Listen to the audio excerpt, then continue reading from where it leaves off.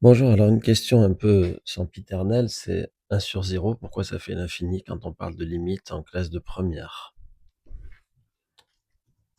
D'ailleurs, on va mettre limite au lycée parce que la question se pose en terminale. Bon, alors, moi j'essaie toujours désespérément d'utiliser le sens de la division. Est-ce que c'est une bonne idée?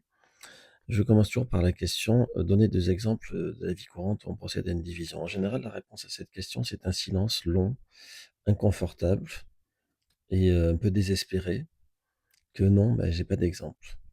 Donc les 2 exemples, les plus classiques, on peut dire, c'est la division en nombre de parts. 3,5 kilogrammes de farine divisé par 7, ça donnera la part de chacun des 7 cuisiniers. Et la deuxième, c'est, une division dont justement le nombre de parts est le résultat. Donc j'ai, 3,5 kilogrammes de farine et chacun a besoin de 300 grammes de farine, donc 0,3 kilogrammes. Donc je fais 3,5 sur 0,3, ça me donne le nombre de parts avec éventuellement un reste. Donc c'est cette deuxième qu'on va utiliser puisqu'on fait 1/0, on ne divise pas par un nombre de parts. Donc la première idée que j'avais, c'était ça, une flaque d'un litre qu'on veut vider en les coupant avec un dé à coudre de 0,01 litre. Donc combien de fois? Alors évidemment cette, division pose problème. Bon, la réponse est 100 et l'idée c'est que le dé à coudre, c'est quelque chose qu'on peut concevoir concrètement comme une quantité petite. Et donc maintenant, dans notre esprit, on imagine infiniment petit ce dé à coudre et on peut bien concevoir qu'il y aura un nombre infini de gestes pour écoper. Hem, alors c'est facilement concevable, l'infinité du nombre de gestes et encore, l'élève prend du temps en général, l'élève typique de lycée.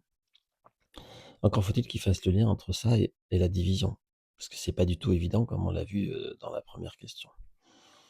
Bon, donc c'est une piste qui peut être intéressante, mais il faudrait travailler en amont sur le sens de la division, et là, ça mériterait une réflexion à part.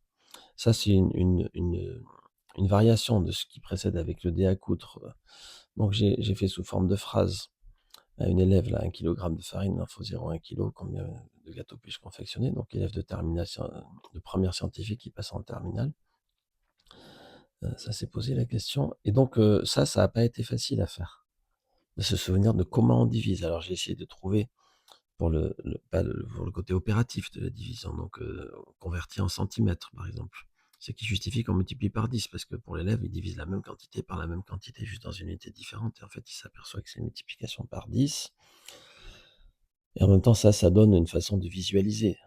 Sur la règle graduée, je prends 1, je divise par 0,1, je vois qu'il y a 10 sous-graduations. Bon, donc c'est une manière de comprendre. Ça, c'est encore l'histoire du dé à coudre avec un effet de langage très, très, très, très peu. Voilà, mais ça demande vraiment un effort. Il y a pas les représentations dans la tête de l'élève. Une deuxième idée, donc j'ai que 2 idées pour ça, donc je suis preneur d'autres idées, c'est les pentes des droites.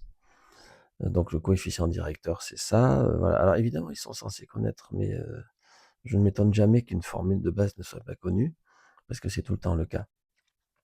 Bon, alors ici, on constate que là, on a une division par 0, donc on peut pas le faire et on va approcher ça par une limite et donc là, on a vraiment le 1/0 qui s'illustre, donc on va dans l'ordre alphabétique, là, A, B, C, D, on calcule la pente, donc 1 verticalement divisé par 5, 1 divisé par 3, 1 divisé par 1 divisé par 0,2 et on peut concevoir que si D s'approche, on fait 1 divisé par, quelque chose de proche de 0 et la pente est infinie. Ce schéma illustre quelque chose d'intéressant aussi, c'est que 1/0, ça peut être plus l'infini ou moins l'infini. Autrement dit, cette droite verticale, on peut, formuler cette phrase comme quoi elle a une pente infinie, mais il y a un danger, c'est que c'est à la fois une pente plus l'infini et une pente moins l'infini. Donc comme limite de la pente de ZD quand D se rapproche, de la même abscisse que Z là, de cette, des pointillés ou de la pente de ZH, bon. Hem et donc il y a cette difficulté. Donc après, si on est en terminale, du moins là, on peut attaquer un peu de formalisme avec ça.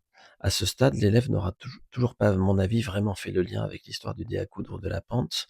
Ça reste des morceaux de puzzle séparés encore. On est dans une topologie séparée, si je puis dire, au niveau de l'esprit de l'élève et donc voilà, après il y a tout un travail de formalisme et tout à faire avec ça immédiatement quand on a parlé de plus et moins l'infini, parce que c'est exactement ce qui se passe là.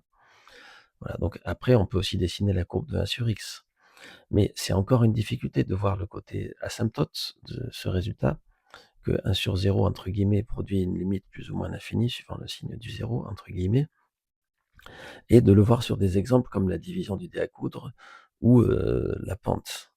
Voilà, donc c'est une question qui pour moi demeure, difficile à solutionner parce que, heu, il y a pas, une représentation nette du tout de la division et il y a pas une représentation franchement très convaincante de la pente d'une droite chez quand même, une proportion assez importante d'élèves de lycée.